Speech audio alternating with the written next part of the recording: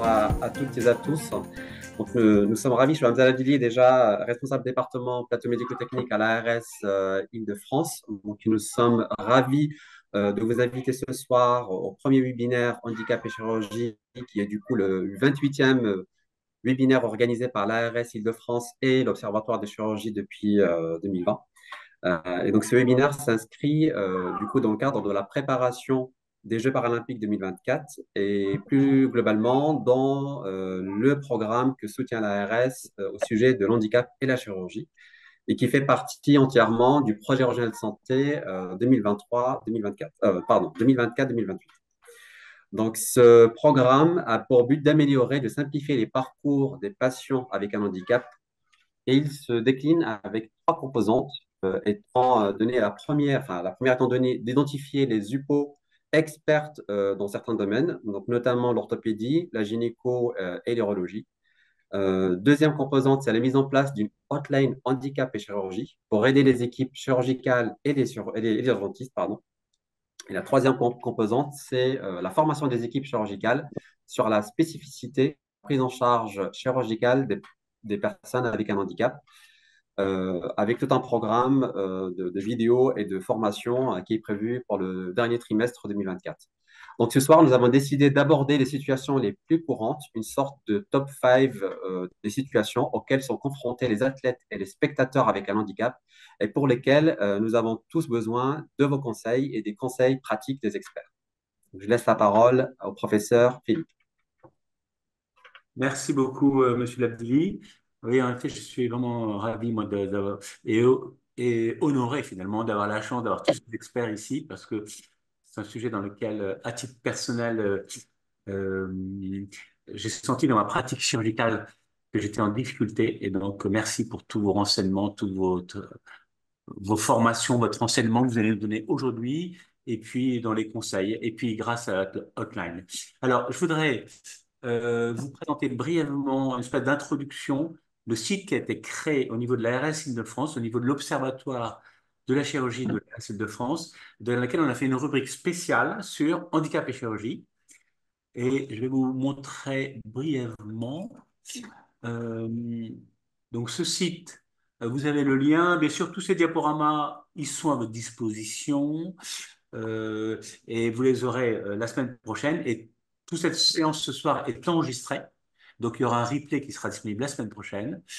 Alors voilà, le site de l'ARS de France, versant chirurgicale comporte quatre rubriques, chirurgie ambulatoire, chirurgie robotique, RAC et parcours chirurgical, et maintenant handicap et chirurgie, avec premier élément qui sont les centres experts. Et donc pour chaque centre expert, vous pouvez cliquer dessus. Et vous, par exemple, pour la pitié salpêtrière, il y a un ensemble d'expertise au niveau de la pitié salpêtrière en neurochirurgie, en neurologie. On a la chance d'avoir le professeur Emmanuel Chartier-Kastler tout à l'heure, qui s'interviendra en obstétrique, en stomatologie. Mais vous pouvez cliquer sur chacun de ces centres et ça permettra, pour ceux qui ne sont pas experts, eh ben, de savoir où aller.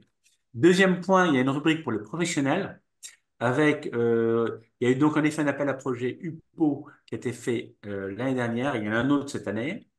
Et donc pour l'urologie, pour la gynécologie, pour la MPR, il y a des centres qui ont été validés avec un accompagnement de la RSI de France. Ensuite, il y a des fiches. Demain, il y aura un livret de protocole, donc il va être fait prochainement, qui permettra de donner des espèces d'astuces pour chaque équipe qui est confrontée. Mais dès aujourd'hui, il y a des fiches pratiques. Et cette fois-ci, plutôt à destination de chaque équipe. Par exemple, si vous tapez sur suivi gynécologique des femmes en situation de handicap, eh bien, il y a une petite note sur comment prendre en charge une femme lorsqu'il y a un suivi gynécologique en cas de handicap. Et c'est vraiment extrêmement bien fait par HandiConnect et c'est un accès libre, bien entendu. Ensuite, il y a des formations. Si certains membres de votre équipe sont intéressés par une formation spécifique sur chacun des types de handicap, chacune des spécificités, et donc on les mettra en ligne au fur et à mesure. Et pour vos équipes, vous pouvez évidemment vous connecter. Enfin, donc il y a notre chère web série qui démarre aujourd'hui. Et aujourd'hui, il y a 5 cours, si on peut dire, qui vont être présentés. Aujourd'hui en direct, avec des possibles questions-réponses. Et demain, vous pourrez cliquer directement sur le site de la RS Île-de-France et vous aurez directement accès à la vidéo qui correspond à chacun de ces cours. Donc, il y aura 5 cours à partir de demain. Et après, il y aura d'autres cours qui seront en accès libre à partir de la rentrée prochaine, dès le trimestre 2024. Et je pense que nous ferons également un autre webinaire pour présenter également ces cours complémentaires. Enfin, il y a une hotline qui a été accompagnée par la RS Île-de-France et qui va être présentée dans 2 minutes par François Genet. Et l'objectif, c'est justement de donner une expertise, un conseil, une orientation pour un chirurgien comme moi ou comme un urgentiste lorsqu'il est confronté à un problème chirurgical sur voilà, qu'est-ce que je fais, est-ce que c'est différent, est-ce qu'il y a des pathologies différentes, et ainsi de suite, avec un numéro. Et je passe directement la parole à François Genet. Alors François Genet, c'est le professeur François Genet, il est chef de service de médecine physique et de réadaptation à l'hôpital Raymond Poincaré et responsable de la délégation médicale paralympique Paris 2024. François, je te laisse la parole. Pour Eh expliquer bien, le hotline. merci beaucoup, Henri-Jean-Philippe. Je ne vais pas vous prendre beaucoup de temps. Je vais juste vous rappeler un petit peu la construction de ce projet et puis de vous parler effectivement essentiellement de la hotline. Donc, effectivement, depuis quelque temps, vous savez que sous l'impulsion de l'ARS et du département handicap et chirurgie porté brillamment par Henri-Jean-Philippe qui vient de nous faire son exposé, on a bénéficié de cet appui pour développer en fait cette approche chirurgie et handicap avec une prise en charge médico-chirurgicale, hein, finalement, comment les chirurgiens pouvaient bénéficier de l'approche d'experts du handicap, soit chirurgiens, soit médecins, pour avancer sur la prise en charge de ces patients au profil parfois un peu atypique ou parfois pas, c'est-à-dire comment est-ce qu'on fait pour savoir si finalement on y applique une technique ou une approche qui est la même que pour la population générale, ou dans certains cas, il faut y apporter une dimension un peu spécifique. Donc, on s'est appuyé sur des projets qui existaient déjà, comme notamment chez nous à Raymond Poincaré en neuro-orthopédie et la prise en charge des escarres, vous allez le voir, ou en urologie avec Emmanuel Chartier-Caster qui va vous en parler par la suite. Et donc, à partir de ce projet, en fait, qui a démarré sur comment finalement faire bénéficier de cette organisation pour les Jeux paralympiques de Paris 2024, il est tout de suite venu à l'idée de cette mission finalement de le développer pour après, dans le cadre d'un héritage des Jeux, et de savoir comment est-ce que cette plateforme pourrait apporter des solutions pour être sûr que tout le monde finalement puisse être bien pris en charge au bon endroit et au bon moment par les bonnes personnes. Alors, pour cela, plusieurs axes ont été développés. L'axe principal est le développement d'une hotline du handicap qui existait déjà depuis quelques années, 2019 à Raymond Poincaré à Garges. Depuis quelques années, on a eu la fermeture de notre SAU et finalement, sur les patients qu'on suivait, ils se sont retrouvés à aller dans des SAU plus ou moins, j'allais dire, généraux et avec des problématiques spécifiques de pompe à baclofène, de prise en charge même infectieuse ou orthopédique chirurgicale qui étaient spécifiques et qui parfois mettaient en difficulté les opérateurs des SAU et les chirurgiens qui y travaillaient. Et donc, on a ouvert cette hotline qui fonctionne de 9 heures à 17 heures et qui, en fait, répond aux urgentistes pour leur apporter les réponses sur ces questions un peu spécifiques quand il y a un doute. Et on a même un lit d'accueil qui est un peu un lit j'allais dire de premier recours qui est filtré par les urgences en amont et qui permettent d'apporter les réponses sur les spécificités de la prise en charge de notre handicap et de notre patientèle avec handicap. Et à partir de cette hotline, on a proposé, dans le cadre des Jeux de Paris 2024, puis finalement après, dans le cadre de l'héritage, de l'ouvrir, de la développer un petit peu plus et de communiquer autour de cette hotline qui, pendant les Jeux, va avoir une extension d'ouverture en volumétrie d'horaire pour pouvoir répondre à l'ensemble des SAU pendant les Jeux puisqu'elle n'aura pas finalement l'objet que de s'occuper des personnes en situation de handicap en Île-de-France pendant les Jeux, mais également du public en situation de handicap, et également finalement des para-athlètes des équipes de France, mais également des autres pays. Et donc, l'idée a été très vite de se mettre en lien avec l'équipe de Bichat qui pilote un petit peu la réponse des urgences pour la PHP et pour la région, donc Enrique Casalino, et puis la clinique olympique et paralympique, pour les Jeux paralympiques, avec Alain Frey, pour organiser finalement cette hotline et qu'elle soit la plus performante possible pour faire gagner du temps à ces soit athlètes, soit ces usagers, pour aller très très vite. Mais évidemment, du coup, chaque structure en Île-de-France pourra bénéficier de cette hotline pour répondre à ces questions spécifiques, et notamment pour les chirurgiens qui auraient éventuellement des questions à poser. Cette hotline est assurée par des médecins de médecine physique et de réadaptation rodés à ces sujets-là, en lien évidemment avec les équipes chirurgicales ad hoc qui pourraient répondre à l'ensemble des questions. Donc, adossé à cette hotline, nous avons rédigé, elle est en cours de validation par la l'ARS et la PHP et les services de SAU via la collégiale des SAU de la PHP, un livret de prise en charge spécifique qui sera mis en ligne sur le site pour que chaque personne des SAU et éventuellement chirurgien et anesthésiste puisse avoir accès sur des problématiques qui peuvent être spécifiques et qui ont été recensées par notre comité scientifique. Et puis un répertoire, comme cela a été montré par Henri-Jean Philippe précédemment, sur les structures d'accueil spécifiques, si jamais des problématiques spécifiques se présentaient. Voilà, donc je vous avais, je pense, à l'écran la fiche d'accueil du CEPRAN, hein, qui existe déjà donc depuis quelques années. Vous voyez, 9h-17h, c'est la fiche standard, avec un numéro de téléphone qui est là. Alors évidemment, on est sur des prises en charge spécifiques du handicap. Il ne s'agit pas d'y adresser tout handicapé qui a une problématique générale. L'idée est de vraiment centraliser à partir de réponses qui pourraient finalement impacter la prise en charge parce qu'on est face à une situation particulière liée au handicap de l'usager. Voilà ce que je voulais vous dire et je pense que je vais laisser maintenant le temps à mes petits camarades de vous exposer quelques cas beaucoup plus concrets sur des spécificités qu'ils vont aborder avec vous maintenant. Oui, merci beaucoup, professeur Géné. Donc, sans transition, je laisse la parole au professeur Emmanuel Chartier-Cassler de la Pitié-Salpêtrière, qui est chef du service d'urologie, qui nous parlera de la prise en charge d'infections urinaires. C'est à vous. Voilà. Juste un petit mot entre-temps. Les questions, vous pouvez les poser sur Q et R. Et à la fin, on rassemblera toutes les questions pour les poser aux intervenants, hein. Merci beaucoup, Henri-Jean-Philippe, pour cette invitation. Donc, d'abord, je tiens à dire que le travail de l'ARS en matière de handicap et vu du côté des chirurgiens est assez remarquable.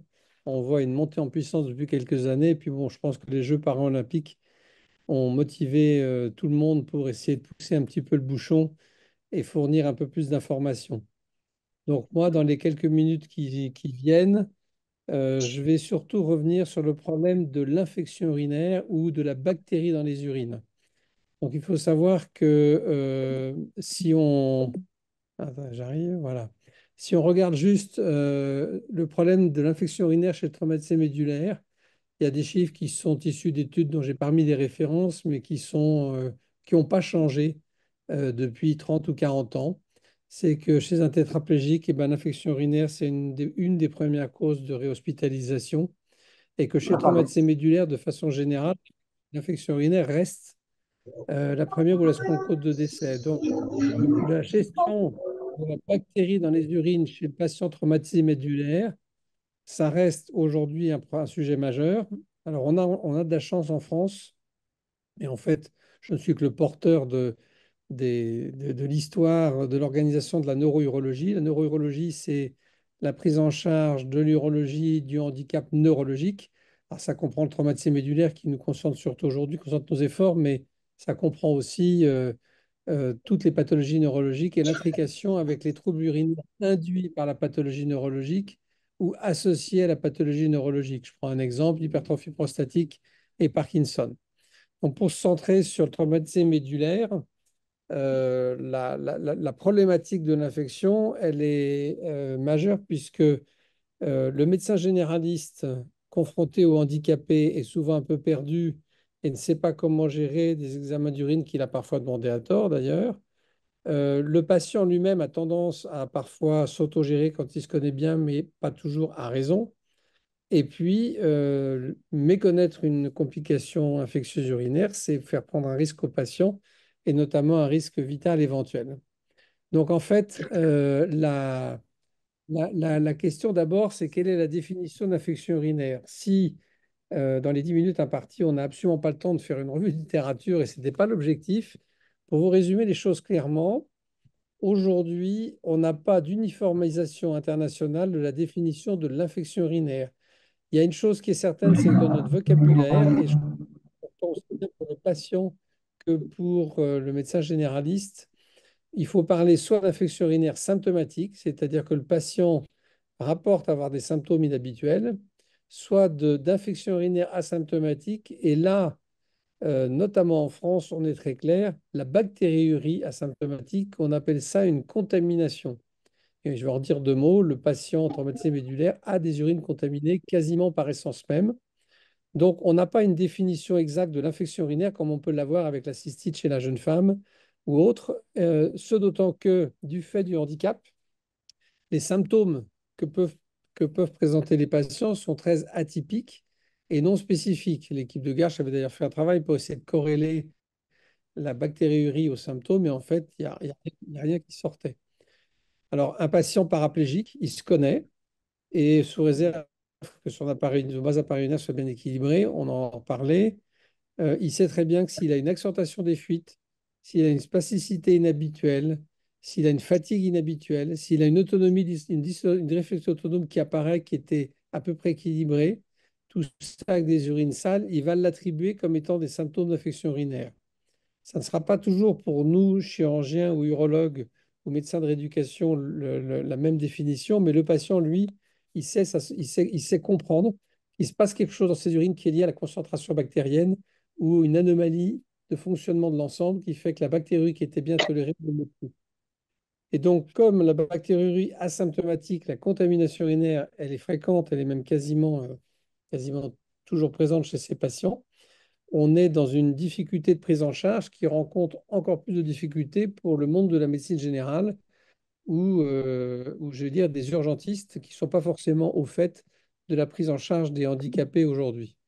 Alors, ce qui est important à savoir d'abord, c'est que aujourd'hui, quand on va vouloir faire le diagnostic et attribuer la présence de bactéries dans les urines à un diagnostic d'infection urinaire symptomatique, on va faire une corrélation entre des symptômes du patient, une bactériurie qui n'a pas une définition univoque, puisque aujourd'hui, dans les références internationales, ça peut partir de 10 puissance 2 avec une contamination monomicrobienne jusqu'à 10 puissance 4 ou 5 comme on l'a chez le patient non handicapé. Donc, il n'y a pas de clarté de la définition.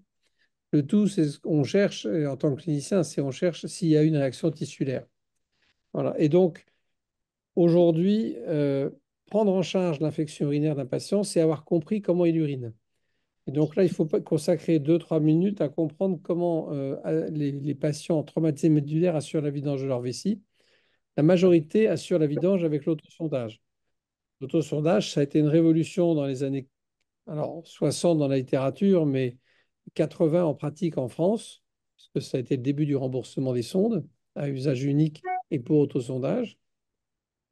L'autosondage, ça permet une vidange à l'heure où le patient le veut, c'est-à-dire volontaire. Ça permet une vidange complète à basse pression, c'est-à-dire que lors de la phase d'évacuation des urines, il n'y a pas d'augmentation de la pression dans la vessie. Et ça permet une vidange complète à quelques millilitres près, qui est un débat chez certains fabricants de sondes, mais la vidange, elle est quand même complète, déclive par l'urètre.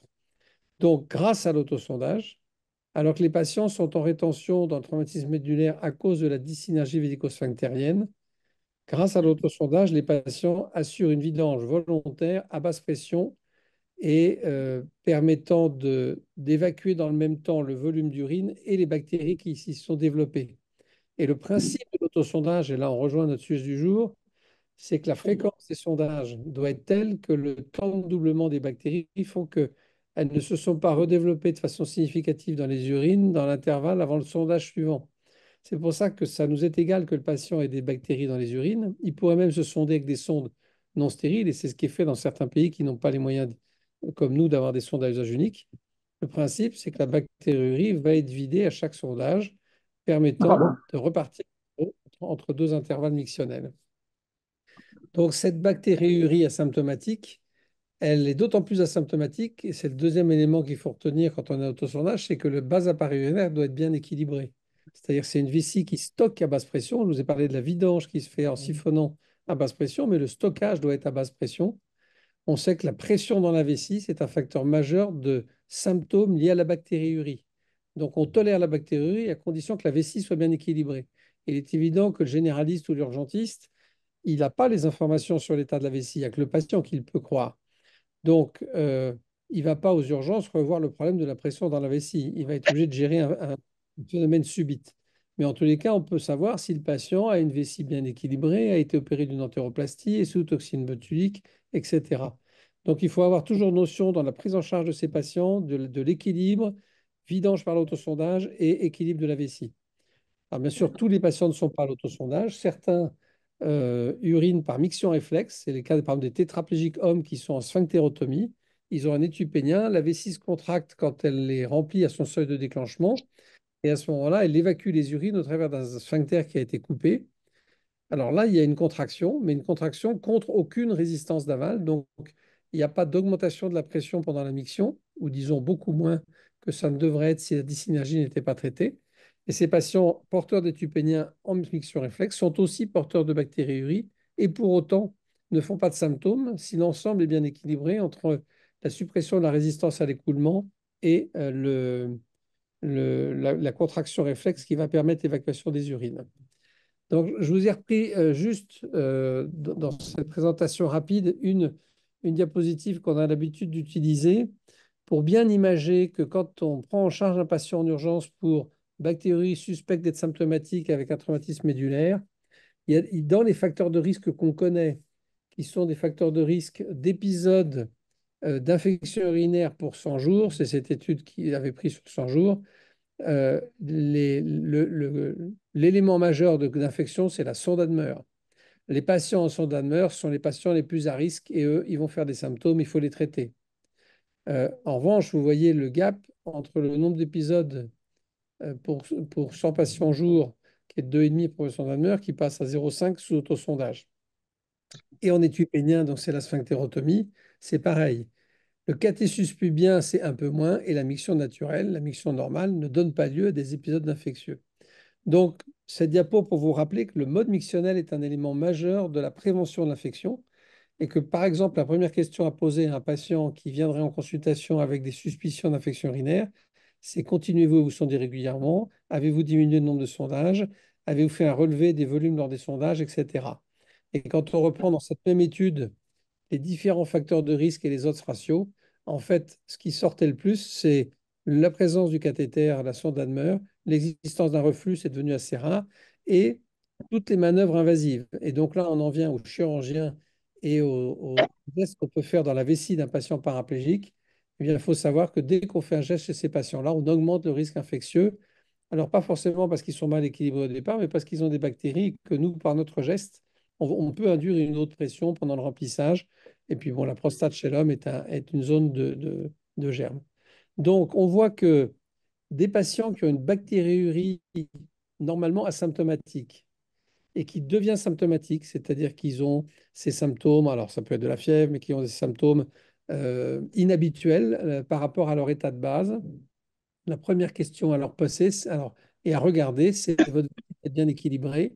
Est-elle régulièrement vidée? Est-ce qu'elle stocke à basse pression avec une capacité suffisante pour permettre l'intervalle entre les sondages?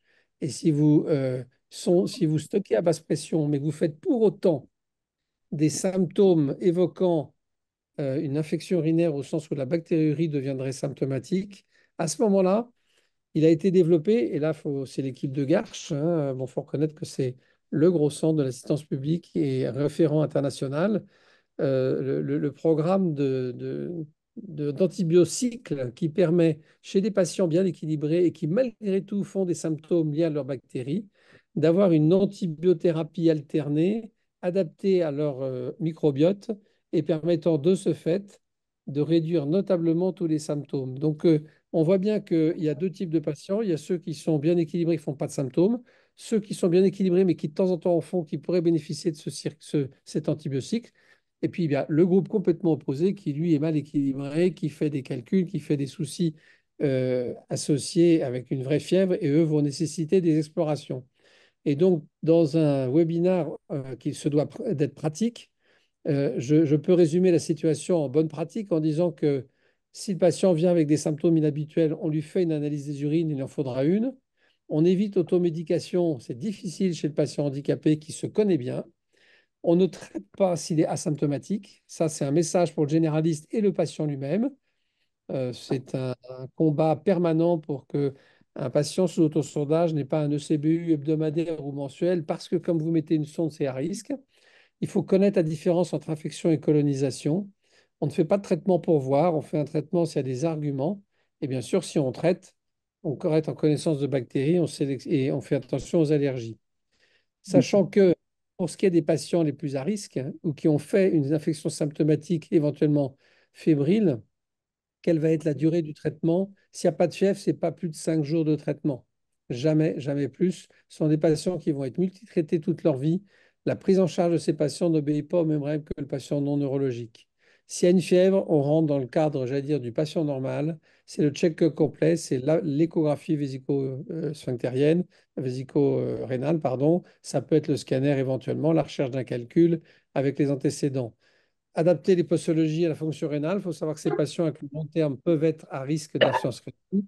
Et chez l'homme, on a l'avantage que le PSA peut nous aider à savoir si c'est une prostatite en cas de fièvre. Euh, En revanche, s'il y a une fièvre et qu'on traite comme une infection parenchymateuse, prostatite, pyélonéphrite, on ne donne jamais de traitement depuis le 14 jours, mais ça, c'est consensuel même chez nous. Et bien sûr, on évite les quinolones.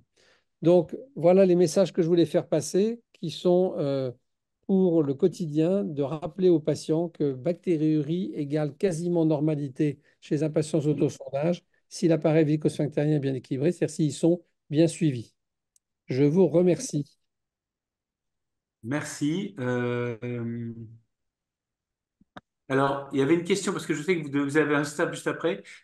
Comment mettre en Oui. place en pratique un protocole par antibiocycle? Alors, le protocole par antibiocycle, tel qu'il a été, la référence de Garche et de l'équipe de, à l'époque, Géraud Salomon, maintenant c'est Aurélien Dine et Benjamin Davido qui assurent sur tout ça. Il faut avoir fait 3 ECBU à une semaine d'intervalle pour avoir une analyse du microbiote. Et une fois qu'on a cette analyse du microbiote, on va choisir d'alterner de façon mensuelle des antibiotiques, généralement sur 3 antibiotiques. Donc, ça va être un cycle trimestriel dont les doses sont adaptées à la pharmacodynamique de chacune des drogues. Il est très fréquent qu'on utilise le Monuril, qu'on utilise le Roken et qu'on utilise soit le Bactrim, soit la furadentine. Après ça, il peut y avoir des antibiotiques très personnalisés. Et on rentre à ce moment-là probablement quand même dans une deuxième étape, dans des conseils infectiologiques purs. Ok, merci. Je pense que c'est très clair, tout comme les informations que vous avez données sur finalement le diagnostic avec la symptomatologie spécifique, avec la prévention par l'autosondage. Donc, c'était, enfin, pour moi, très intéressant. Et puis, une fois de plus, le rôle du patient, qui est encore plus important que dans, je dirais, dans un patient qui n'a pas de handicap. Donc, l'éducation du patient et du médecin généraliste. Donc, ça, c'est des messages qui sont, je pense, clairs pour chacun d'entre nous. Absolument. Et je crois que François, qui est présent, pourra bien dire que globalement, comme ces patients se connaissent bien, et le patient usuellement bien équilibré qui dit là, ça va pas, d'abord, il peut avoir une autre cause d'infection, mais ça, c'est le rôle du praticien, du médecin de chercher, mais il faut souvent le croire quand même. Voilà. Ok, donc c'est vraiment intéressant. Ouais. Donc, je vais passer la parole à l'équipe de Garches également sur la prise en charge d'escarres avec Hélène Lelièvre, Damien Marmouzet peut-être, si il a pu se libérer. Ce Ouais. sujet est un sujet, je pense, qui est très occupant parfois. Donc, bonjour à tous. Donc moi, Hélène Lelièvre, je suis médecin de MPR. Moi, je suis Damien Lamouset, je suis chirurgien orthopédique Hugo-Iscar. Donc, nous travaillons voilà, sur l'unité médico-chirurgicale de Garches. Et nous allons vous parler aujourd'hui de la gestion de l'escar du patient neurologique. Donc, une escar, c'est une lésion cutanée et bien souvent, malheureusement, sous-cutanée aussi, d'origine ischémique, liée à une compression des tissus mous entre un plan dur et une saillie osseuse. Donc, ce mécanisme d'hyperpression, s'il se prolonge, entraîne une hypoxie tissulaire qui peut aboutir jusqu'à une nécrose. L'apparition est souvent brutale et malheureusement d'emblée grave. Il s'agit donc d'une complication fréquente en population neurologique, donc de même que les infections urinaires chez le blessé médulaire, comme on l'a entendu juste avant. Les escarres, c'est voilà, sur les études la première ou la deuxième cause de réhospitalisation, mais malheureusement c'est fréquent avec une prévalence entre 20 et 30% sur les études, donc pour les paratétraplégiques. On le retrouve également dans d'autres pathologies neurologiques et pour les plus fréquentes, je vous ai cité la sclérose en plaques, surtout au stade avancé chez les patients qui ont perdu la marche et chez les patients qui sont porteurs de spina bifida. Les localisations les plus fréquentes pour les membres inférieurs sont les talons, les malléoles, les têtes de fibula, les bords externes de pied, et pour les sièges, les sacrums, les ischions, les trochantères. La classification en 4 stades européenne est celle la plus utilisée. Vous pourrez la retrouver sur le diaporama. Elle va définir la gravité en fonction de la profondeur. Alors, bien souvent, ce qui va amener un patient avec une escarre à consulter aux urgences, c'est la présence de fièvre, voire de sepsis. Donc là, dans ces cas-là, il faut évaluer en premier lieu le retentissement général pour évaluer voilà, est-ce qu'il y a un sepsis et est-ce qu'il y a des signes de gravité. On va bien sûr également évaluer la plaie sur le plan clinique, de manière très pratique, dimension, largeur, longueur, profondeur, est-ce qu'il y a des décollements, la couleur, l'odeur, l'aspect. Donc, ce qui va être de mauvais pronostic, c'est la présence de fibrine ou de nécrose. La qualité de la peau périphérique. Là, comme on peut voir sur la photo, il y a une inflammation de la peau périphérique, signe de dermohypodermite qui complique cet escarre nécrotique. La présence d'exsudats, est-ce qu'ils sont abondants, est-ce qu'ils sont malodorants. Tout ça va donner des orientations diagnostiques. Donc, bien sûr, s'il y a de la fièvre, un bilan biologique va être proposé avec en particulier des hémocultures. Et j'en profite pour rappeler que le prélèvement local superficiel n'a aucun intérêt dans les escarres. Et selon la présence de signes de gravité et selon l'aspect de la plaie, dans certains cas, une imagerie va se discuter. En général, c'est un scanner qui peut permettre de regarder des complications comme une ostéoarthrite de hanche, un abcès ou une collection sous-jacente. Tous ces éléments vont permettre de discuter est-ce qu'il y a une indication à un geste chirurgical urgent ou pas, et est-ce qu'il y a une indication à une antibiothérapie qui en général sera de durée courte. Alors, moi, je vais vous parler de la détertion chirurgicale, notamment en premier lieu des indications. Donc, on va avoir à la fois sur l'aspect local ou sur le retentissement général. L'aspect local, on va avoir en premier lieu les plaies qui sont très fibrineuses. Elles empêchent une cicatrisation, un bourgeonnement tissulaire. On va avoir d'autre part les plaies qui présentent une nécrose de la peau ou une nécrose des tissus. On va avoir les plaies qui présentent un écoulement purulent, un aspect inflammatoire, donc rouge, chaud, de la peau périphérique. On suspecte très régulièrement dans ces cas-là un abcès profond des parties molles. Et un autre cas qu'on voit assez régulièrement, c'est l'escarre à peau conservée. C'est un énorme décollement sous-cutané où on ne voit pas trop ce qui se passe. On peut avoir un écoulement purulent et on suspecte souvent une nécrose, mais la peau et l'orifice est très étroit et les soins locaux sont extrêmement compliqués. Pour le retentissement général, bon, ça on vient de le dire, le patient qui est fébrile, le patient avec des signes de sepsis, alors que le bilan de la porte d'entrée infectieuse a été bien conduit, qu'il n'y a aucune autre porte d'entrée. La dermohypodermite associée, donc la rougeur qui s'étend à titre de cellulite, malgré une antibiothérapie bien conduite. Par exemple ici, vous avez le tissu bien bourgeonnant, c'est qu'on voudrait avoir sur toute la plaie. Malheureusement, on a une grande part de nécrose tissulaire, de nécrose cutanée. Donc là, il y a une indication et une mise à plat. Pareil ici, de la nécrose tissulaire sur tous les scars et une inflammation périphérique avec de la rougeur, une inflammation des berges également. Ici, vous avez à la fois une zone de nécrose cutanée, en bas également, et puis une grosse couche de fibrine très épaisse. Donc là, avec des soins locaux sans détertion, la cicatrisation ne va pas se faire. Alors, comment ça se déroule? Le bloc opératoire, c'est toujours l'idéal. Malheureusement, des fois, c'est pas forcément possible puisque le bloc n'est pas accessible. Et puis, des fois, ne serait-ce qu'au lit du malade, on peut déjà améliorer bien les choses. S'il n'y a pas de risque hémorragique ou pas de collection profonde, ça peut se faire au lit du malade. Le premier temps, c'est le parage cutané. il est systématique et surtout en cas de nécrose. Quand vous êtes au lit du malade, un parage de la nécrose cutanée est tout à fait accessible. L'excision, elle est la plus complète possible, hein, on arrive jusqu'en zone saine.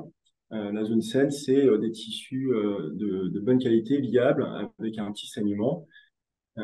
Donc, tous les tissus nécrotiques et tous les tissus inflammatoires doivent être excisés. S'il y a une exposition osseuse, on doit réséquer à minima l'os exposé, que ce soit sous le sacrum, l'ischion, le trochanter, en petites lamelles, afin d'enlever cette ostéite de contact. Le temps d'hémostase est important, ça évite l'hématome post-opératoire, ça évite le saignement en salle avec la déglobulation du patient et des complications qui peuvent l'amener. On lave abondamment, le plus important c'est le lavage abondant en sérum physiologique, l'antiseptique en fonction des équipes. Ça n'a pas été prouvé, mais c'est dans les habitudes de service souvent. Le pansement, souvent après une détarsion, il y a un petit saignement, donc on aime bien avoir l'algostérile qui permet d'avoir l'action hémostatique. Et le pansement absorbant, on ne ferme pas, puisqu'on est dans le cas d'une escarre surinfectée, donc on n'a pas envie d'enfermer les germes à l'intérieur d'une plaie. Et sans post-opératoire, en fonction des équipes, mais nous on considère qu'il doit être au minimum quotidien, avec un lavage régulier à chaque pansement et un méchage de la cavité. La thérapie à pression négative, donc le VAC, a souvent toute son utilité. Il se discute par la suite. Donc ici, l'exemple de l'escarre avant la détertion et puis après. Vous voyez la grosse nécrose d'inflammation qui a totalement disparu après le parage. La phase de bourgeonnement est débutée. Donc les messages clés de la détertion indiqués devant la présence de fibrine de nécrose.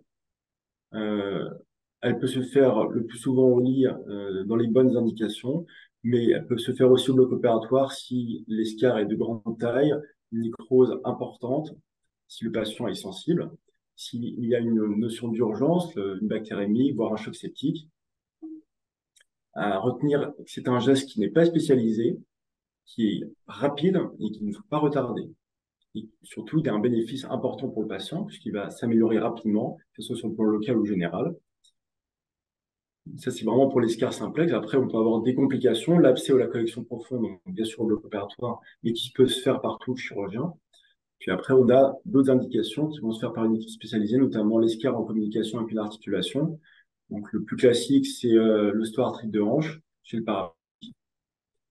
On peut également avoir des cas très graves. La gangrène du fournier, c'est une dermohypodermie du périnée qui va nécessiter une prise en charge en toute urgence avec un parage complet de toutes les lésions qui va se faire par un chirurgien viscéral ou par un urologue. Donc, en parallèle de cette détertion qui sera faite au lit du patient ou au bloc opératoire, certaines mesures sont nécessaires pour éviter l'aggravation de l'escarre ou l'apparition d'autres escarres. Premièrement, mettre en place un matelas anti-escarre à air dynamique qui est le haut de gamme de la prévention chez ces patients qui sont donc à haut risque.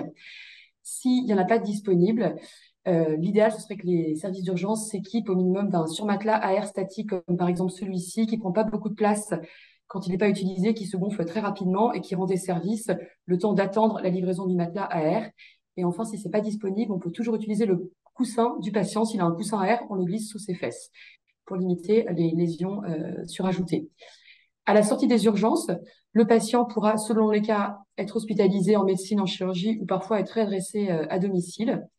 En tout cas, certaines mesures sont à donner. Si c'est une escarre d'assise, donc notamment les ischions et les faces postérieures et trochantaires, on lui demande de restreindre son assise.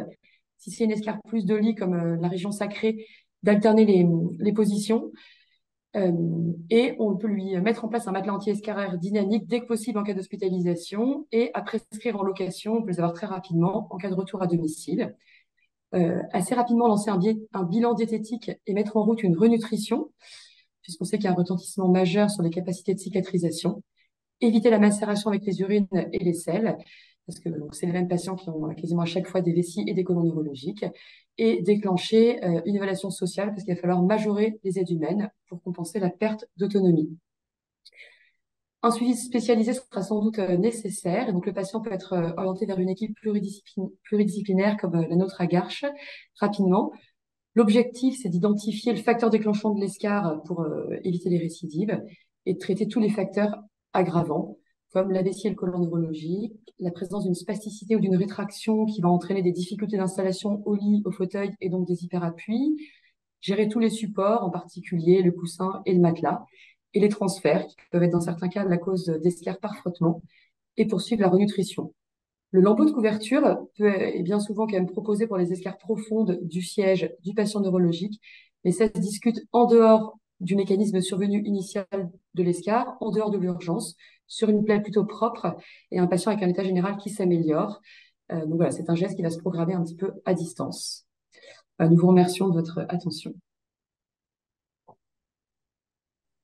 Merci de votre présentation très, très claire, pédagogique. Pour les non-expérimentés, euh, assez terrible en fait. Est-ce que moi j'ai une question? Quel est le délai de survenue des escarres de cette nature en fait? Parce que ça paraît tellement important. Est-ce que c'est vraiment des patients pour lesquels il y a un problème social, de sorte que ça arrive dans une situation comme ceci, ou ça peut arriver quand même assez fréquemment? Est-ce que c'est Sur le, sur le délai, quelques heures, donc c'est extrêmement rapide. Ça peut être un coussin à air percé, le patient ne s'en aperçoit pas parce Ah qu'il n'a oui, pas de sensibilité. Et en 2 heures, malheureusement, ça peut être déjà présent. Et après, sur le contexte, alors c'est vrai qu'il existe des escarres plutôt accidentelles. Enfin, c'est un peu, je rejoins Monsieur Chartier sur la partie neuro-uro. Il y a le patient qui est plutôt bien équilibré, qui a été éduqué, qui sait gérer ses supports, mais qui un jour, pas de bol, fait un transfert traumatique, se rate et va faire un hyperappui en frottant sur la roue, ou alors le coussin se perce, ou à l'occasion d'un problème médical autre comme une infection urinaire, on lui change son matelas, donc il y a un hyperappui prolongé sur le sacrum. Donc plutôt des escarres accidentelles chez les patients qui par ailleurs sont plutôt éduqués, qui ont une bonne gestion des supports et éventuellement un état général correct. Et à l'inverse, on a aussi des patients malheureusement qui ont enchaîné de nombreuses complications, qu'on a du mal à éduquer, ou qui n'ont pas eu malheureusement une éducation correcte dès le début, qui vont cumuler beaucoup de facteurs de risque, une dénutrition, une mauvaise gestion des supports, une d'accord. vessie mal équilibrée avec des fuites d'urine, des fuites de sel fréquentes qui vont fragiliser la peau du siège, par exemple. Enfin, aussi des facteurs plus généraux, le tabac, le diabète, etc. Et donc peut-être cette population va faire pas mal de récidives et sera voilà, dans un état général plus précaire. Ok. Donc c'est multifactoriel en fait, la survenue et le délai de survenue. Mais ça peut être très rapide d'après ce que vous dites. Ouais, ok. Ouais. Et, euh, et ces lambeaux de recouvrement que vous les faites assez exceptionnellement, j'ai l'impression dans vos propos, ou c'est quand même quelque chose Ah, sur lequel vous avez de Alors, les il y soins a, cutanés sont suffisants le plus souvent. il y a un sacré recrutement, donc finalement, je pense que vu la population extrêmement importante, nous, on en fait beaucoup, mais beaucoup d'escarres, de petits escarres ne nécessitent pas de lambeaux et cicatrisent tout seuls. Mais ceux qui sont volumineux, notamment les ischions, nécessitent très souvent, il y a à peu près deux ischions enfin deux lambeaux pour un ischion pour un sacrum, voire même trois pour un.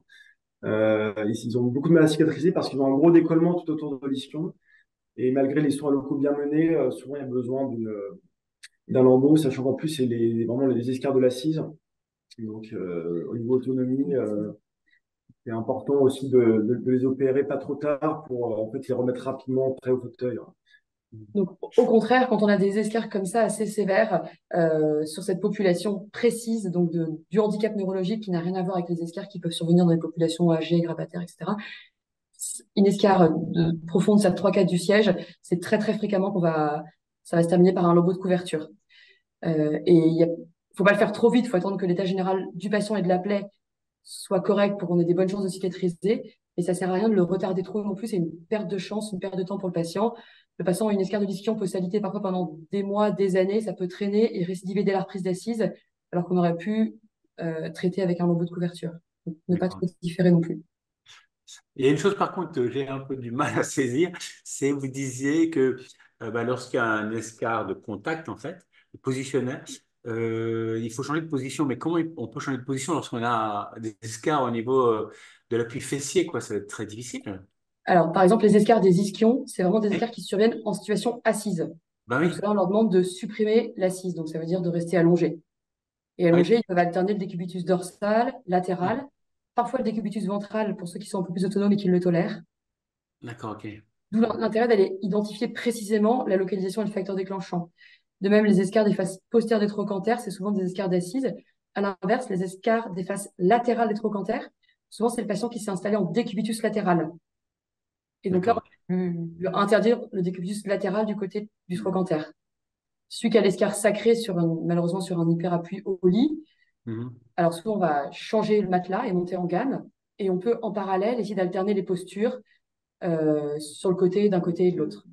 Et ça peut nécessiter la présence d'aidants au domicile, bien sûr, si le patient n'est pas autonome pour le faire. Mhm.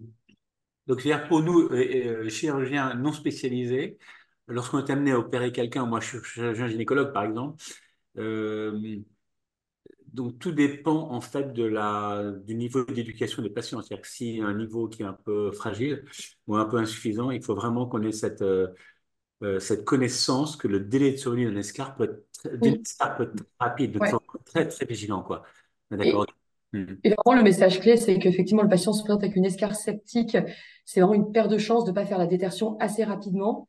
Et Mhm. le geste est finalement plutôt accessible Absolument. voilà, à tout D'accord. chirurgien. Et qu'après, secondairement, on peut nous le voir à Garches pour essayer de traiter tous les facteurs associés, mais dans l'urgence, faire la détertion et éventuellement l'alité sur un matelas à air pour éviter l'apparition d'une autre escarre. D'accord, ok. Déjà, ce sera déjà très bien. Ok, bah écoutez, merci beaucoup, c'est vraiment très clair.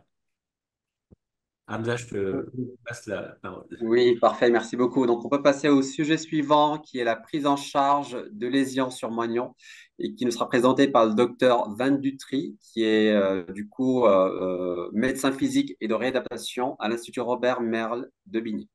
C'est à vous. Oui, bonjour à tous. Je suis très content de vous retrouver c'est une toute première pour moi et je décris mon expérience très limitée de ma pratique à Valenton, un centre d'appareillage des amputés en Île-de-France. Donc, c'est très, très limité comme expérience. Deuxième diapositive, principe des soins infirmiers. Toujours tâcher de faire une analgésie pour nos patients amputés qui souffrent déjà moralement et physiquement par médicaments habituels. Les masques de Méopa sont efficaces sur les traumatisés. En pédiatrie, par contre, peu d'efficacité sur les ischémies artérielles. Et depuis 2 ans, on pratique l'acupuncture analgésique à Valenton, 30 minutes avant chaque pansement, en utilisant 3 ou 4 points. Et les réfections des pansements doivent être faites plutôt le matin, avant le port de la prothèse, pour que le patient détecte lui-même des nouvelles lésions, pour que le prothésiste soit alerté aussi, pour réadapter sa prothèse, et puis pour l'infirmière programme aussi les prochains pansements. Et on utilise principalement des pansements absorbants, alginate, hydrofibre de préférence, la vague thérapie. Un autre principe, c'est que le pansement doit être de volume fixe pour faciliter le chaussage de la prothèse, car s'il y a un pansement qui varie tout le temps, le patient a du mal à enfiler sa prothèse. Bien fixer le pansement pour qu'il ne bouge pas lors de la marche. Ça risque d'entraîner les ampoules. Et quand le patient n'utilise pas son appareil, il faut toujours effectuer un bandage, une compression pour éviter les variations de volume du moignon. Qu'il soit artéritique, diabétique ou sportif, il faut toujours pratiquer cette compression quand le patient ne porte pas sa prothèse. Et le pansement de protection d'une lésion fragile, une cicatrice fragile, doit être utilisé selon notre expérience, par les aquacelfoam ou équivalents, les pansements hydrofibre. Diapositive suivant. On a la question très utilisée à Valenton et qui a fait preuve une cinquantaine d'années du centre, c'est la technique par les Velpo, les bandes crêpes Velpo filet bleu de 15 cm largeur, selon un protocole détaillé sur cette diapositive. C'est pas cher, c'est jetable et c'est très efficace. On peut utiliser aussi des bonnettes de série, comme les bonnettes olympiques ou les contentions tubulaires élastiques, comme Tubigrip.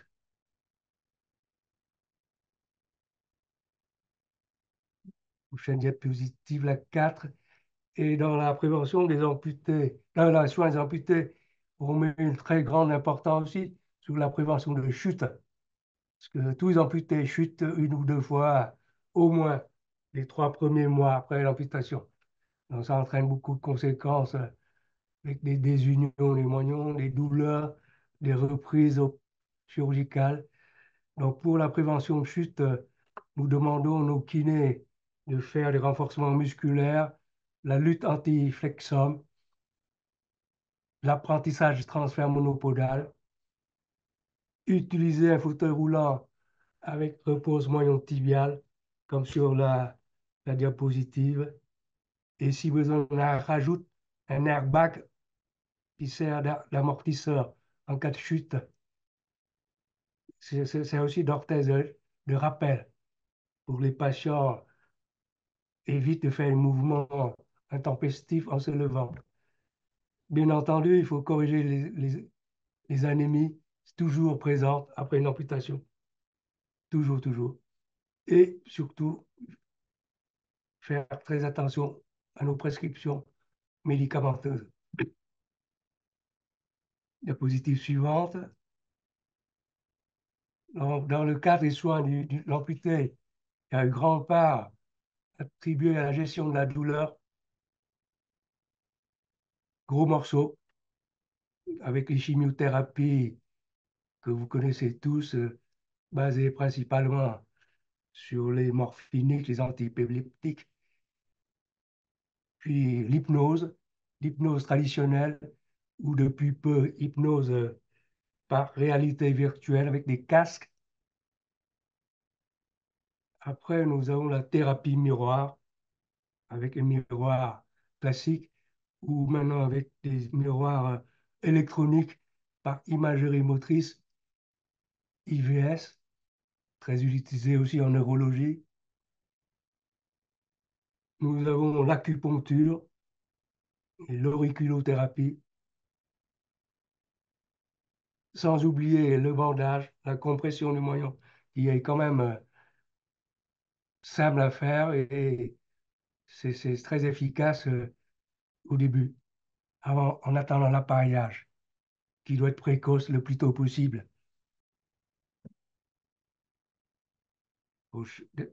La 6e diapositive, c'est les lésions courantes constatées chez nos patients. J'ai réfléchi avec le diaporama précédent, docteur Le Lièvre. Les patients, ces patients ne bougent pas, ils se blessent. Les nôtres, ils bougent trop, ils se blessent aussi. Donc, il y a beaucoup quand même de conflits avec la prothèse provisoire ou par surutilisation des prothèses définitives, qui peut être dû aussi à une exostose, un ostéome sous-jacent qui pousse.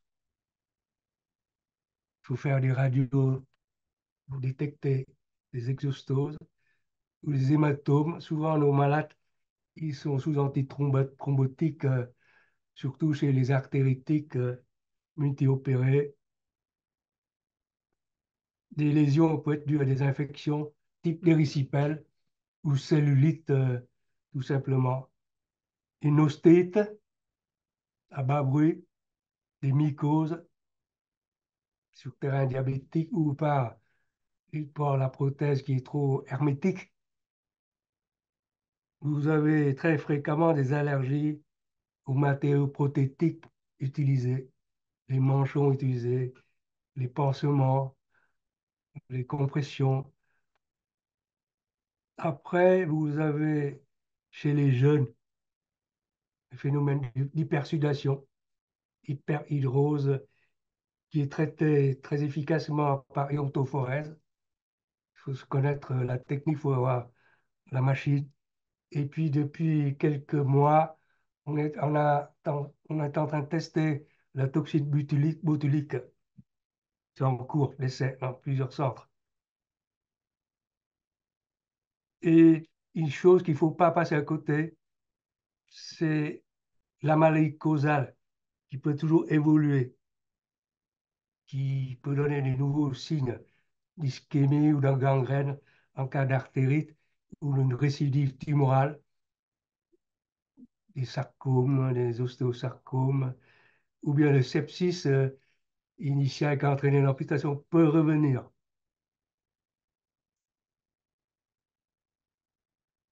Dernière diapositive à retenir, c'est que la qualité du moyen conditionne beaucoup la qualité de l'appareillage.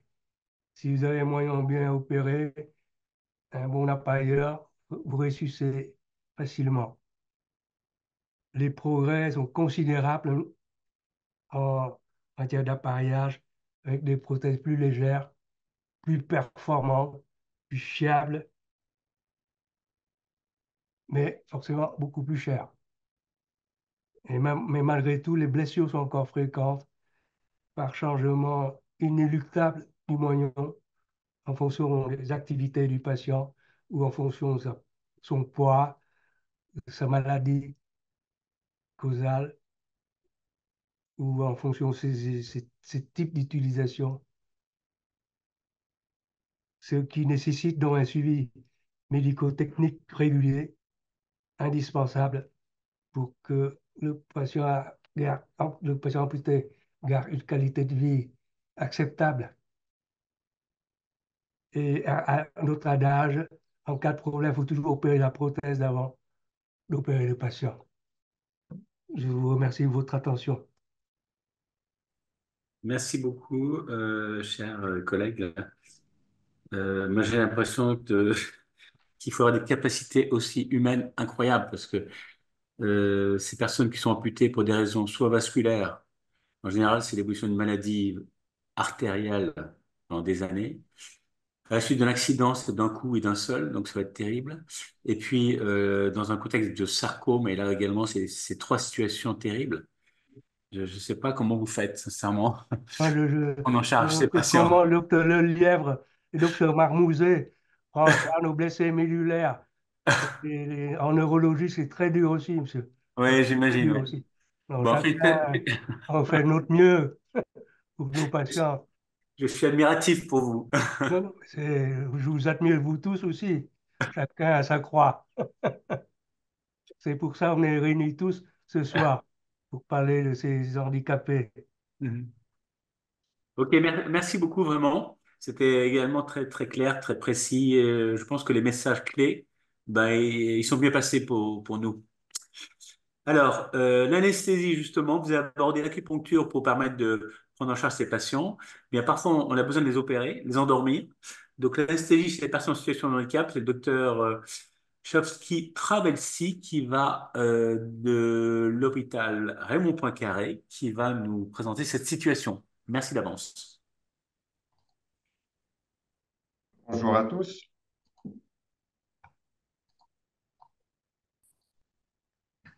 Je suis ravi d'être avec vous aujourd'hui pour faire cette présentation pour l'anesthésie chez les personnes en situation de handicap.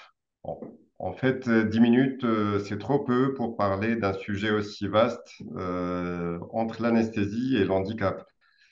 Ça peut concerner différents types de chirurgie spécifiques au type d'handicap ou bien ça peut se rencontrer chez ces patients pour des chirurgies courantes autrement que pour leur pathologie à proprement parler. Un autre point à signaler, c'est aussi qu'on apprend beaucoup auprès de nos patients. Souvent, on apprend auprès d'eux de par la particularité de la maladie. On s'instruit des fois pour connaître certains types de maladies très rares qu'on ne voit pas souvent. Donc, je vais commencer par la technique ou le protocole qu'on a pu développer ici avec nos collègues à l'hôpital Raymond Poincaré. C'est un protocole d'anesthésie qui a été remis au goût du jour pour une technique chirurgicale qui est nouvelle, qui a été mise par l'équipe de neuroorthopédie, la ténotomie percutanée à l'aiguille, qui permettait de réaliser des larges sections des tendons à l'aiguille à l'aveugle par repérage anatomique afin de récupérer une amplitude articulaire souhaitée et de pouvoir soulager ce patient ou le mettre en fauteuil dans certaines situations. Ce type d'anesthésie représente un vrai challenge pour l'anesthésiste. En fait, souvent, ce sont des patients très fragiles qui sont en situation de pathologie artérielle ou cardiovasculaire associée, qui sont âgés, qui sont en perte d'autonomie, qui sont dénutris et qui sont aussi très, très dépendants. Et face à ce patient, on sera face à des contraintes dues à l'anesthésie et aux effets secondaires des différents drogues anesthésiques qu'on va utiliser. Donc, on fera face à des situations d'hypotension artérielle ou de risque potentiel d'inhalation, de dépression respiratoire, de nausées ou vomissements et de troubles cognitifs ou voire d'aggravation de troubles cognitifs préexistants. On gardera toujours en ligne de mire un objectif d'un traitement de la douleur le plus convenablement possible et avec une autonomie, un protocole RAC à favoriser dès que possible. La prise en charge anesthésique commence souvent à la consultation d'anesthésie. On s'attachera à l'évaluation préopératoire, notamment du risque périopératoire. Euh, Cela commencera avec la nature de l'intervention concernée, le risque hémorragique en fonction du type d'intervention, l'état préopératoire du patient, notamment les comorbidités, et les éventuelles complications attendues per- et post-opératoires. Lors de cette consultation d'anesthésie, on s'attachera à anticiper et préciser la stratégie anesthésique, le choix de la technique anesthésique, anesthésie générale ou bien loco-régionale si la situation le permet. Et dans quelques cas, une sédation, voire une absence d'anesthésie. Par exemple, pour les chirurgies d'escar chez les patients paraplégiques complets ou qui n'ont pas de sensibilité. On évaluera aussi les risques de nausées et de vomissements et on s'attachera à un point fondamental, à l'évaluation des conditions d'intubation et de ventilation qui sont souvent plus difficiles chez cette population du fait de la pathologie causale, du fait du type de handicap ou de la morphologie des fois des patients qu'on va rencontrer. Donc, dans l'anticipation de la technique anesthésique, il y aura un moment fondamental qui est le choix de la technique anesthésique, qui a été largement débattu. Anesthésie générale versus anesthésie loco-régionale, soit neuroaxiale telle que rachianesthésie ou péridurale, ou bien un bloc périphérique. Donc, le recours à la rachianesthésie est séduisant sur un plan particulier, notamment l'absence d'interférence avec une fonction respiratoire qui peut être parfois altérée en fonction du type de handicap. Par contre, ce recours à la rachianesthésie peut être difficile, voire non aisé, vu une anatomie potentiellement anormale d'une colonne vertébrale, soit déformée, soit mal formée, entraînant un risque de ponction durale difficile, voire faisant courir un risque potentiel d'aggravation d'un déficit neurologique ancien. Donc, en conclusion par rapport à ce point, est que le recours à l'anesthésie loco-régionale sera encouragé au cas par cas, après discussion éventuellement avec l'équipe médico-chirurgicale et sous réserve d'une réduction des concentrations des anesthésiques locaux utilisés. Je reviens au protocole d'anesthésie qu'on a développé pour les ténotomies percutanées.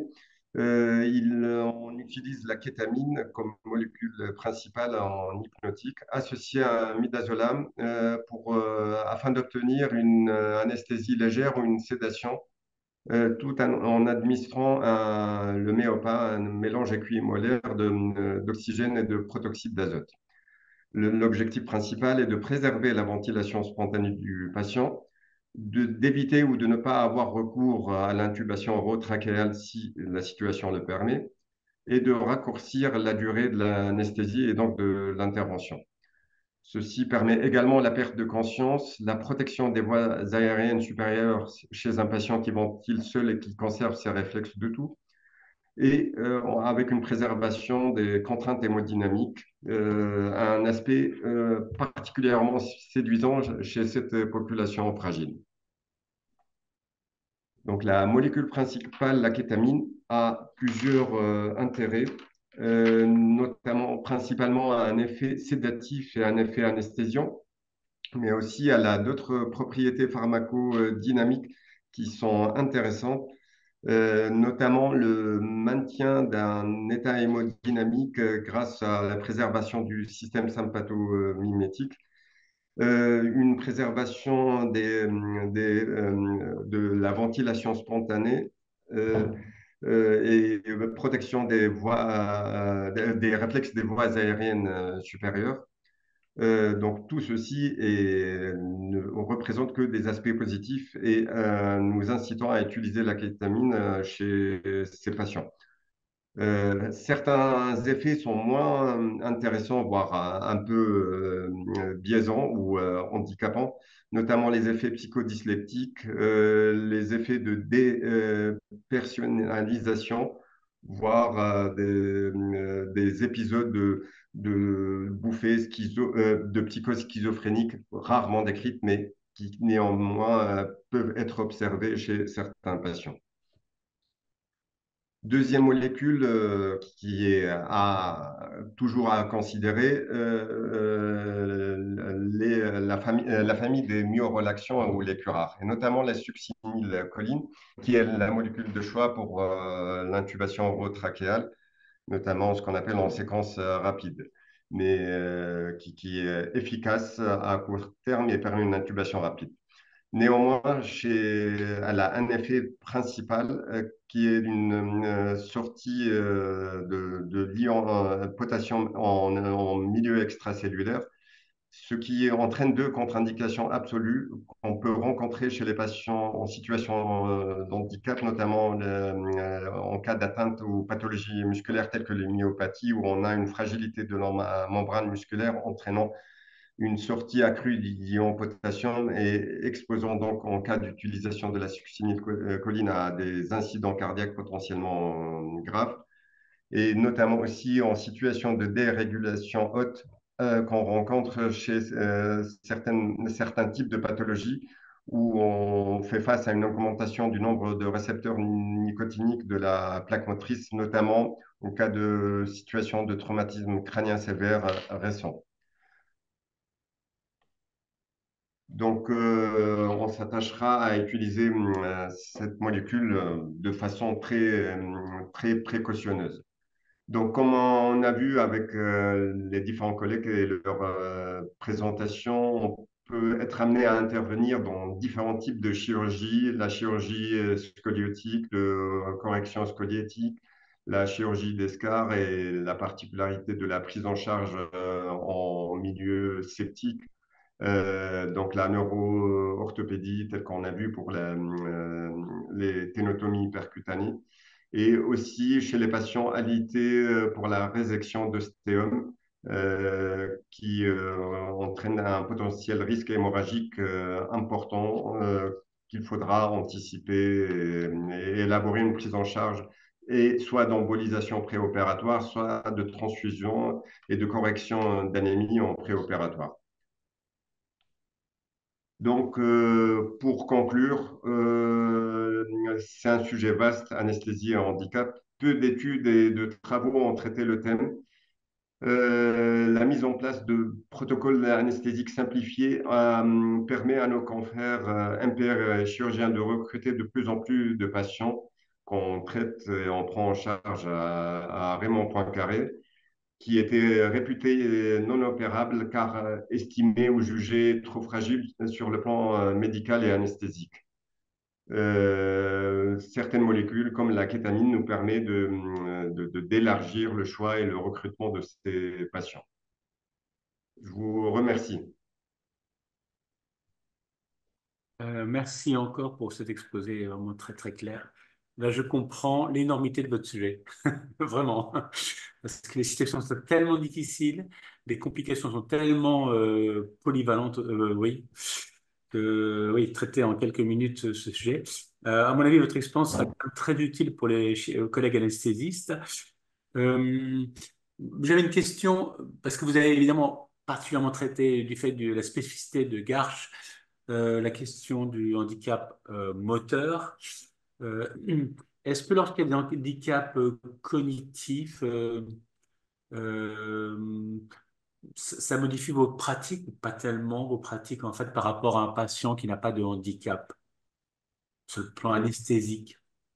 En fait, d'abord, il faut essayer de déterminer de la manière la plus adéquate possible le degré et l'importance des troubles cognitifs pour pouvoir, faire le comparatif entre l'avant et l'après interventionnel. Mhm. Deuxièmement, en fonction des types d'intervention, on pourra soit adapter ou alléger ou éviter certaines molécules qui peuvent être délétères sur un plan cognitif, D'accord. notamment favoriser l'anesthésie loco-régionale si on peut le faire. Mais l'existence de troubles cognitifs ne permet pas souvent une coopération du patient pour la pratique d'une anesthésie loco-régionale, situation où sa participation ou sa compréhension est nécessaire. Deuxième élément, les troubles cognitifs peuvent aussi, chez les patients en situation de handicap, peuvent être dus à l'existence de douleurs importantes dues aux déformations ou dues à l'handicap. Et le fait de traiter la cause ou la déformation neuro-orthopédique peut aider à améliorer ces troubles cognitifs. D'où D'accord. l'intérêt de prendre chirurgicalement ces patients. Ok. Bah, écoutez, merci beaucoup. Merci à vous. Bien, très bien. Merci beaucoup, docteur Chaket Trabelsi. Nous allons passer du coup à la dernière présentation au sujet de la préparation et du suivi post-opératoire chez les personnes en situation de handicap présentées par l'équipe médicale de l'hôpital Raymond Poincaré. Donc, nous avons le docteur Marjorie Salga, qui est médecin physique et de réadaptation, le docteur Fabien Calais, chirurgien orthopédiste, et monsieur Sylvain Petit, kinésithérapeute. C'est à vous. Alors, donc, est-ce que vous m'entendez? Très Très bien. bien. Oui, très bien. Donc on va faire une approche assez générale et assez sur le handicap et la chirurgie, plus encore que la chirurgie orthopédique, avec des considérations sur une chirurgie qui n'est pas toujours indispensable, mais qui est vraiment fonctionnelle. Et donc, c'est une approche assez philosophique sur euh, l'acceptation du handicap, mais aussi la guérison de certains points assez spécifiques dans le cadre du handicap. Donc, c'est toute une réflexion à avoir, des décisions qui sont vraiment difficiles à prendre souvent et qui tiennent compte du handicap et on a établi donc des outils pour pouvoir le faire. Donc, diapositive suivante. Voilà. Donc, des besoins spécifiques en lien avec le handicap. Donc, toujours avoir le contexte, l'environnement de vie, domicile adapté ou non, parfois dans des structures aussi médicales qui nous l'envoient. L'autonomie au quotidien, présence d'un aidant, matériel spécifique. La situation sociale aussi très important, travail, scolarisation. Et souvent, donc, le suivi par un médecin de médecine physique réadaptation qui, eux, nous apportent les problématiques au quotidien qui les amènent donc à consulter et à venir chez nous. Donc, question suivante. Voilà. Donc, d'où l'importance d'avoir ces médecins pour décrire vraiment les objectifs, les plaintes et essayer d'aborder donc les solutions possibles. Donc, on parlait entre autres des dépistages, j'imagine en gynécologie la même chose. Dans le cas du handicap, souvent, ce qui est difficile, c'est de dépister les lésions chez des patients qui ne sont pas toujours verbaux, pas toujours, qui expriment pas toujours leur plainte. Et donc, il y a beaucoup de choses à voir, entre autres, sous le drap des patients alités, des patients handicapés. Et le nombre de fois où on a des diagnostics tardifs de fractures, de tumeurs, de soucis chroniques sur une maladie ou un autre handicap chronique. Et donc, la première difficulté, c'est déjà diagnostiquer et dépister. Voilà, donc ne pas rester focalisé sur la maladie neurologique. Euh, et, et aussi, c'est rarement aussi, chez ces patients handicapés, euh, un seul système qui peut poser problème. Et donc, dans le cas, par exemple, du malade paraplégique, oui, il peut avoir une arthrose ou une hanche subluxée qui peut expliquer une symptomatologie, mais un simple fécalome ou rétention urinaire, pour exemple, et aussi expliquer la douleur et l'état du patient. Diapositive suivante.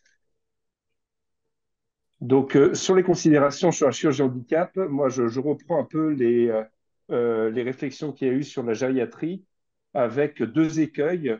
À ne pas surmédicaliser des choses qui ne peuvent pas être guéries, donc le vieillissement, et ne pas surmédicaliser des choses qui ne peuvent pas être améliorées dans le cadre du handicap, mais à l'opposé, ne pas renoncer face à des situations qui sont possibles. Souvent, le handicap peut faire peur, d'où l'importance aussi de démystifier et de rassurer aussi les médecins qui vont être confrontés.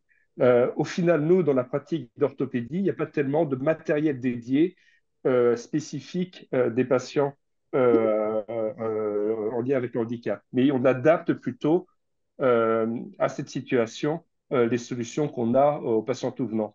Donc, un patient handicapé peut très bien bénéficier d'une prothèse de hanche si les conditions sont retenues et s'il peut retirer les bénéfices. La suite. Voilà. Ce qui nous amène à l'importance d'être clair sur les objectifs. Il peut y avoir un gros décalage entre les attentes et la réalité. Des patients qui viennent nous consulter euh, pour leur plainte, c'est je veux être normal ou je veux avoir ma jambe hémiplégique comme l'autre côté ou je veux, voilà, avec des espoirs de guérison. Donc nous, on est là pour euh, adapter nos solutions à leurs plaintes et bien exprimer donc les objectifs atteignables dans leur situation. Alors, vu que ce sont des chirurgies fonctionnelles qui sont souvent programmées, on peut prendre le temps de bien anticiper. Donc, préparer le matériel pour ces patients lors de l'hospitalisation, donc les lèvres malades, les matelas à air, les sondes urinaires bien sûr, mais aussi les sonnettes pour des patients qui parfois n'ont pas de commande. Il peut exister des commandes à tétière ou d'autres commandes pour avoir les moyens d'avoir une sonnette, une alarme efficace. Aussi préparer le personnel humain sur la lourdeur de certains patients qui ont besoin d'avoir d'aide pour l'alimentation, la déglutition, et une certaine vigilance aussi sur les troubles cognitifs et les risques de chute. Et toujours anticiper aussi le post-opératoire, où il faut se poser la question du possible retour à la maison, transfert dans une autre structure de médecine et d'éducation, ou voir avec les structures déjà, foyers d'accueil médicalisés, maisons d'accueil spécialisées, pour voir si la structure peut accueillir le patient après la chirurgie. Diapositive suivante, oui. Voilà. Donc, quel degré d'urgence? Donc, ne pas se précipiter quand la situation est chronique et stable. C'est souvent des pathologies qui existent depuis l'enfance. Donc, ça vaut le coup de prendre le temps, de prendre la bonne décision. Euh, la plupart des chirurgies sont irréversibles. Donc, il faut être certain de ne pas perdre et de ne pas aggraver la situation. D'où l'importance d'avoir des décisions bien réfléchies et de prendre le temps de prendre la bonne décision et de préparer le cadre et le post-opératoire. Par contre, quand il y a une dégradation fonctionnelle rapide, là, il y a beaucoup à perdre. Un patient qui marchait il y a 6 mois, il ne faut pas attendre avant de réagir et de l'adresser à des équipes spécialisées, parce que là, on sait que bah, marcher quelque part pour un patient handicapé, c'est capital et c'est important de le préserver. Donc là, l'importance de mettre un coup d'accélérateur. Voilà. Voilà, nous, on fonctionne souvent par consultation multidisciplinaire avec Marjorie Sega qui va prendre la parole après, avec des médecins MPR, des kinés, des ergos, et avec aussi la plainte des patients, des soignants et des équipes environnantes, d'où l'importance d'établir un contrat d'objectifs et aussi la question qui se pose de plus en plus, jusqu'où va-t-on? D'élaborer les directives anticipées, de savoir qu'est-ce qu'on fait si la situation s'aggrave et essayer d'anticiper donc, toutes ces situations délicates. Voilà. Et la chirurgie, c'est bien sûr aussi l'anesthésie. Donc, le topo de Shaoki juste avant nous montre bien qu'une équipe entraînée à opérer des patients handicapés, de notre côté, va plus facilement accepter de les endormir, de participer au projet chirurgical. Et je comprends totalement que dans d'autres structures, certains anesthésistes, face à la lourdeur d'un patient handicapé, auront tendance à récuser systématiquement ces patients en disant non, non, il ne faut pas l'opérer. Voilà, il faut qu'il y ait une compréhension de la nécessité de l'opération et qu'il fasse partie du projet chirurgical. Voilà. Du coup, concernant le rôle du médecin MPR dans la prise en charge post-opératoire, ça va être de prévenir les difficultés qui vont apparaître autour de l'opération, notamment tout ce qui va être épine irritative. Et donc, ces douleurs qui vont apparaître à cause de l'opération ou en lien avec l'opération, ces difficultés, par exemple, des troubles urinaires, de constipation, également des patients qui vont être alités de manière prolongée, qui vont être plus à risque d'escarre pour des raisons chirurgicales. Et donc, ça va être de gérer tout cet aspect-là, et notamment la partie augmentation de l'hypertonie musculaire, donc toxine ou lioresal pour pouvoir traiter l'augmentation de la spasticité ou de l'hypertonie, avec souvent une recrudescence de ces difficultés en post-opératoire immédiat, en lien avec tout ce qu'on a dit auparavant, la douleur, mais aussi les problématiques de constipation ou urinaire. Également, tout ce qui relève de la surveillance des immobilisations sous plâtre avec les risques d'escarre qui vont avec, et également la coordination des différents acteurs de rééducation.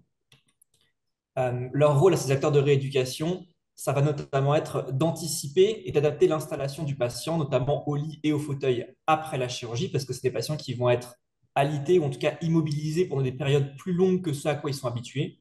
Et donc, il va falloir mettre en place des installations spécifiques en faisant attention notamment aux points d'appui, en faisant attention à l'apparition d'escarres ou pas, et également pour prévenir le retour de déformations orthopédiques pour lesquelles les patients pourraient avoir été opérés. Donc là, par exemple, sur la photo que vous avez, on a mis en place une mousse avec l'atelier d'appareillage et les différents rééducateurs. On s'est focalisé sur la prévention de l'adductum de hanche, qui était l'objectif de la chirurgie. Et comme vous voyez, les pieds n'ont pas été opérés, ils sont toujours déformés. Et on s'est contenté de vérifier qu'il n'y avait pas de risque cutané au niveau des pieds, puisque ça ne relevait pas des objectifs de la chirurgie et du contrat qui a été défini avec le patient. Et ce qui est important, évidemment, c'est de transmettre ces informations aux équipes soignantes pour permettre que, d'une part, l'installation soit pérenne dans le temps et aussi qu'elle soit mise en place, que ce soit avec les équipes soignantes au sein de l'unité ou sur le lieu de vie du patient, évidemment. Concernant le rôle des professionnels paramédicaux, il n'y a pas de technique spécifique à mettre en place, mais il y a différentes choses sur lesquelles on va être particulièrement vigilant. Ça va être l'évaluation ou la réévaluation du niveau fonctionnel des patients par rapport aux objectifs de la chirurgie, s'ils dépassent ces objectifs ou au contraire, si jamais on n'est pas complètement satisfait des objectifs qu'on s'était fixés. Ça va être tout ce qui va être l'installation au lit et au fauteuil, parce que c'est souvent un objectif que vont avoir les patients quand ils sont dans notre unité. Et après, ça va être d'initier l'orientation de la rééducation et de la prise en charge des patients dans les structures où ils vont aller ou au domicile, et également avec l'équipe de soins concernant leur autonomie, par exemple, au quotidien. Et donc, ça va nécessiter, encore une fois, de communiquer beaucoup avec les équipes infirmières et aides-soignantes, mais également, en cas de difficulté, de pouvoir se référer aux médecins MPR ou aux chirurgiens. Et donc, en conclusion, ces patients en situation de handicap, il ne faut pas avoir peur de les opérer, comme vous a dit le Dr Calais. Il n'y a pas forcément d'outils spécifiques, mais ce qui est important, c'est de tenir compte de la situation de handicap qu'a la personne. Et idéalement, ça nécessite une organisation en amont, mais parfois on n'a pas forcément le temps de s'organiser. Et dans tous les cas, il faut être capable d'anticiper les difficultés qui vont survenir dans la période périopératoire, que ce soit au niveau de l'anesthésie, au niveau des suites post-opératoires. Et pour ça, c'est idéal de s'entourer de professionnels qui connaissent le handicap et qui vont être capables justement de chacun apporter leur expertise et leur point de vue pour avoir une prise en charge la plus complète possible, la plus globale au niveau du patient. Je vous remercie beaucoup pour votre attention. Merci pour ces deux présentations. Euh, donc vous avez abordé la question, enfin vous avez traité plutôt très bien la question de la chirurgie orthopédique finalement Mhm.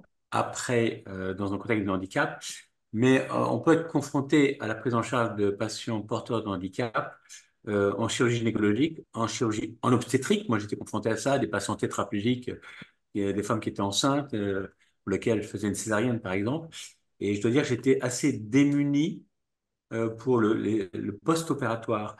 Est-ce que vous avez le sentiment que lorsqu'on opère quelqu'un qui est porteur d'un handicap moteur important, tétraplégique ou paraplégique, finalement, il serait préférable que le post-opératoire soit pris en charge d'unité MPR, avec kiné, avec spécialiste. Comment vous voyez les choses en fait? Parce que c'est vrai, moi, en fait, on était tellement démunis, pourtant c'était dans un CHU, c'était en province, CHU de Nantes pour pas le citer. Heureusement, il y avait le mari de la patiente qui était tétraplégique qui m'aidait, qui nous aidait pour la prise en charge. Mais voilà, quel est votre avis? Est-ce que le post-opératoire, il faut qu'on s'accorde à que ça soit pris en charge dans un service plutôt de MPR ou quels sont vos conseils Mhm. là-dessus? Oui, oui, oui, oui. On se pose la question de comment sera l'autonomie après.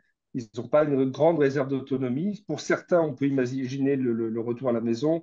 Une jambe dans le plat ne demande pas un gros travail de rééducation. Si les transferts sont toujours possibles, si l'autonomie est toujours possible, on peut organiser le retour à la maison.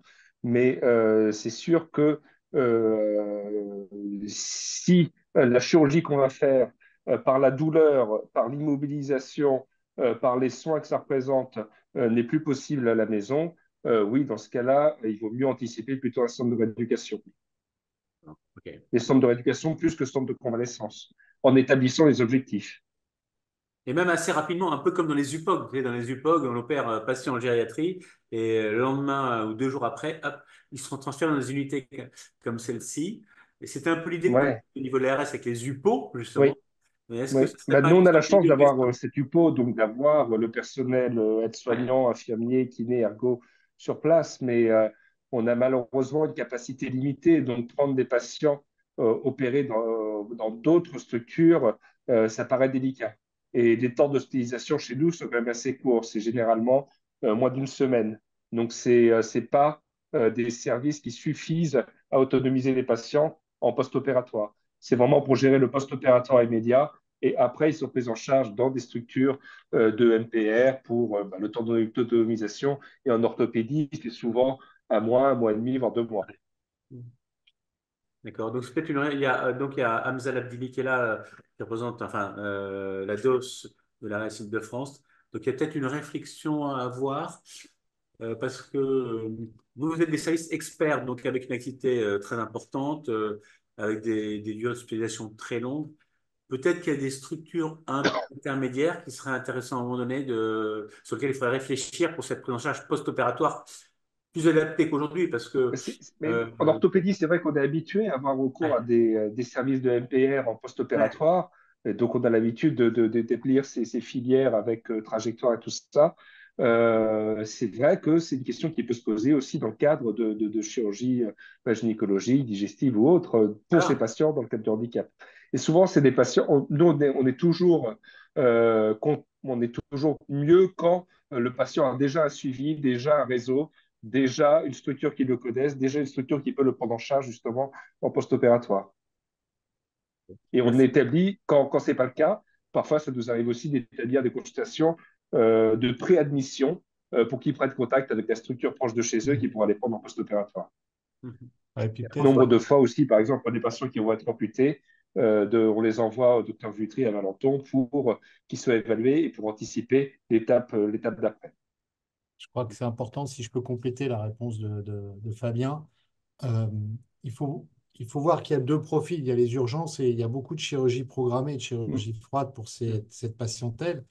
Et que l'évaluation, en fait, aux UPO, elle est également dans le cadre d'une évaluation préopératoire, afin de contrôler l'ensemble des paramètres qui peuvent impacter la chirurgie, notamment sur le plan septique, sur le plan cutané, sur le plan osseux, sur le plan cognitif, évaluer effectivement en amont comment ça va se passer en aval, de discuter avec les aidants, de voir comment les aides techniques, prédéterminer, notamment dans l'orthopédie, les types d'appareillage et des techniques qu'il faudra développer après. Donc ça, c'est toute cette partie de chirurgie programmée qui, en fait, bénéficie de l'approche médico-chirurgicale en amont. Et ça, c'est vrai finalement pour l'ensemble des chirurgies, entre guillemets, des projets de prise en charge froide avec des consultations multidisciplinaires en amont, avec les chirurgiens, avec les anesthésistes, etc., etc. Tandis que dans la prise en charge de l'urgence, c'est un peu différent. C'est effectivement le patient arrive, le chirurgien pose indication chirurgicale et derrière, les UPO s'organisent pour prendre en charge ces patients. Et c'est vrai que là, l'aval est plus compliqué à organiser parce on a sur un aval qui est finalement assez bouché. On prend des patients de plus en plus lourds puisque en fait, les techniques se sont développées, nos chirurgiens ont développé des nouvelles techniques, parfois moins invasives, mais avec des patients du coup un peu plus lourds. Et il y a une espèce de frein de la part des structures de SMR dans les suites de la prise en charge à pouvoir en prendre plusieurs. Donc, ils acceptent de jouer le jeu, bien sûr, avec nous, mais ils prennent soit les plus légers, soit un certain nombre, et au bout d'un moment, ils stoppent parce qu'ils disent, bah, on ne veut pas emboliser nos lits avec ça. Et donc, on a une vraie problématique aujourd'hui de structure d'aval que tu as souligné, Henri-Jean, qui est un vrai sujet pour nous. Et développer des collaborations avec des structures qui seraient finalement dans une dynamique d'aval, avec des séjours très structurés, à mon avis, c'est extrêmement intéressant et pertinent. Ouais, ok. Bon, ok. Hamza, un petit mot pour savoir si tu vas appuyer. Ah bah, C'est important, je pense. je pense oui, enfin en effet, moi je ne peux que confirmer voilà, enfin, affirmer l'engagement de l'ARS à continuer à porter ce sujet et de voir dès la rentrée comment peut-on encore donner encore plus un coup de pouce à ce sujet, notamment probablement, vous me disiez tout à l'heure, professeur Philippe, aussi organiser d'autres webinaires sur la fin de l'année. Mhm. Alors, il y a deux choses. Moi, je vois l'expérience des UPOG, unités périopératoires gériatriques, où on s'est aperçu que lorsqu'il y avait une préparation, quand c'est programmé, bien sûr, euh, euh, par des équipes de MPR, avec des kinés, avec des anesthésistes, qui préparent en préopératoire l'intervention, en post-opératoire, qui, le lendemain de l'intervention, parfois le soir même de l'intervention, récupèrent ces patients et il y a une prise en charge multidisciplinaire et les sites opératoires ne sont pas comparables par rapport à un service lambda qui opère ces patients. Ben, en fait, pour cette dimension tellement complexe des personnes avec handicap, j'ai l'impression qu'il y a une réflexion qu'il faudra avoir pour voir comment accompagner les services pour la chirurgie lambda, c'est-à-dire la chirurgie de la vésicule biliaire, la chirurgie gynécologique, et ainsi de suite, quoi. Donc, je pense qu'il faudra qu'il y ait une organisation des soins à réfléchir par la suite.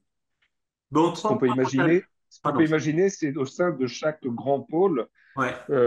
comme il y a des unités pour les patients pénitentiaires, où je voyais bien que quel que soit multispécialité, mais avoir un endroit où il y a le personnel MPR, kiné et ergo et aide qui puissent prendre en charge. Par exemple, au sein d'un grand hôpital comme la Pitié-Salpêtrière, oui, ça peut s'entendre d'avoir une unité avec des MPR et spécialisée dans le.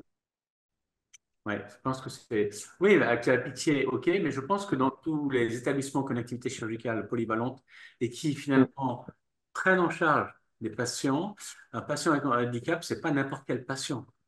Et vous avez expliqué qu'on dit le contexte très bien, le contexte, la demande, souvent, ce que disait notre collègue, la Fabien Calais, la demande fonctionnelle importante, donc ça veut dire qu'il y a une prise en charge aussi psychologique. Euh, donc préopératoire, post-opératoire, de l'indication même opératoire. Donc non, c'est vraiment très intéressant. Ça ne peut pas être fait par finalement des non-professionnels, quoi. Bon, 3 points pour conclure, ce qui n'est pas facile. D'abord, je tiens à vous remercier. Je veux dire à vous féliciter pour la clarté de vos messages, parce que c'est des messages qui sont forts.